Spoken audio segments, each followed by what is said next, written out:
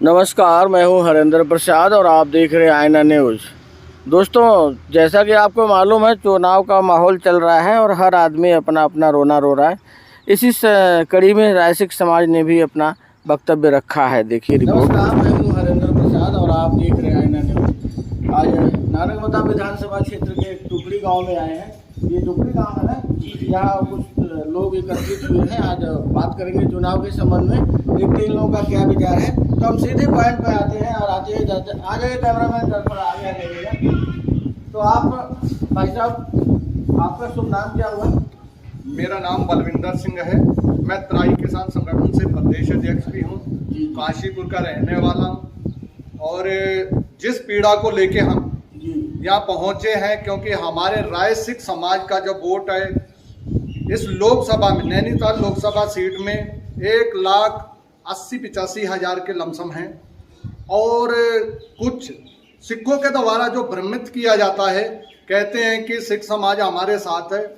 हम किसी के साथ नहीं है। राय सिख समाज जो है वो अपना इतना सक्षम है, क्योंकि हमें एक पीड़ा बहुत और दुख की बात ये है कि आज तक जितनी सरकारें आई और राय सिख समाज को ना तो कहीं मंच पे जगह दी गई और ना ही राय सिख समाज का प्रतिनिधित्व करने के लिए कोई भी पद दिया गया।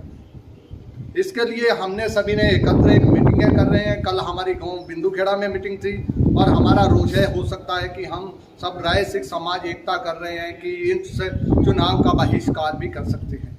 इसलिए एकत्र हुए हैं और सभी की रैली है। और चुनाव तो खैर लोकतंत्र का पर्व है, आप बहिष्कार तो ना करें। वोट चाहे जिसको मर्जी दे, वो आपकी इच्छा है। तो वोट किसको देना चाहिए और सरकार किसकी चाहिए और किस प्रकार से ये जो चल रहा है, इसमें आपकी क्या टिप्पणी होगी? देखिए, टिप्पणी जब हमें कुछ मिला ही नहीं है ना, तो हमारी लड़ाई, सबसे बड़ी लड़ाई ये थी कि हम बहुत ही गरीब परिवारों से आते हैं। राय सिख समाज बहुत आर्थिक स्थिति कमजोर होने के बाद भी आज राय सिख समाज को कहीं भी किसी पार्टी के द्वारा पूछा तक नहीं जा रहा। बहुत ही निंदनीय है, क्योंकि हमारे जब राय सिख समाज को पूछेंगे नहीं तो हमारा कहाँ अधिकार बचेगा? हम वोट कहाँ किसी को देंगे? किसके पास रोना अपना रोएंगे?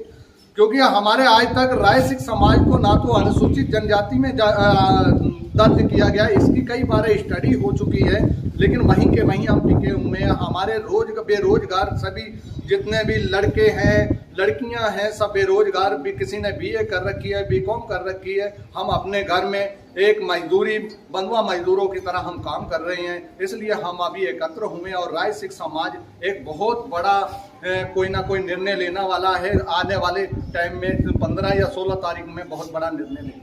चलिए ठीक है, समाज की पीड़ा है, इस संबंध में आपने बात कही है, अच्छी बात है। और चुनाव के संबंध में आप कुछ बताएंगे, क्या चल रहा है आप लोगों के मन में इस समय? हमारे मन में बहुत बड़ा रोष है, क्योंकि जो जितनी भी सरकारें आई, चाहे कांग्रेस की आई चाहे बीजेपी की सरकार आई, किसी ने भी हमारा हाथ नहीं थामा। कोई भी हमारा इस जिले में इतना वोट होते हुए भी, 1 लाख से ऊपर 1.5 लाख के लगभग होते हुए भी वोट, तो इन्होंने हमारा कोई भी राय सिख समाज का कोई आगे हाथ थामने का कोई कार्य नहीं करा। चलिए ठीक हो गया।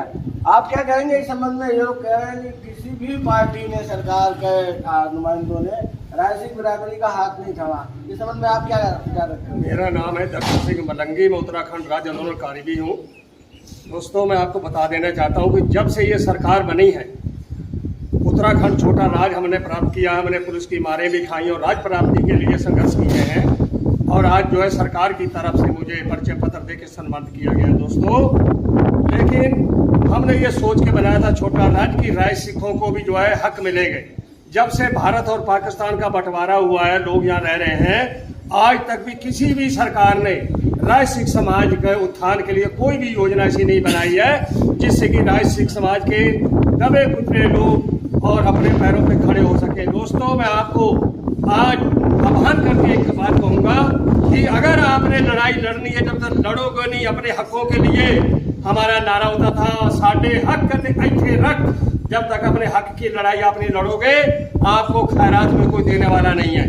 आपको एक मंच पर आकर और एक मंच पर एकता दिखाकर और इन सरकारों को जब तक आप झटका नहीं दे देंगे, ये सरकार मानने वाली नहीं है और आसानी से हम लोगों को हमारे हक देने वाली नहीं है। क्योंकि अगर हमारा समाज अगर आज से 15-20 दिन पहले उठ खड़ा होता और आज इस पूरे जिले में अगर रायसिक समाज इलेक्शन का बहिष्कार कर देता तो आज हम लोगों की पहचान हो जाती इस जिले के अंदर। और आज बड़े बड़े भूस्वामी जो है, बड़े बड़े जो लोग हैं, वो अपने आप को सिख समाज के नाम से मुख्यमंत्री जी को आमंत्रित कर लेते हैं और सिख सम्मेलन का नाम दे देते हैं। हमारा राय सिखों को उस सम्मेलन से कोई लेना देना नहीं है। राय सिखों की एक अलग पहचान है, राय सिख समाज अपनी अलग पहचान रखता है और अगर अलग पहचान रखता रहेगा और अपना हक भी अपने जो है बलबूते पे लेगा। सरकार अब देगी, ऐसे नहीं देगी तो खैरात नहीं देगी, तो हम संघर्ष से और लड़ाई लड़के और आंदोलन करके जो अपने हक ले लेंगे। अपनी बात को ये विराम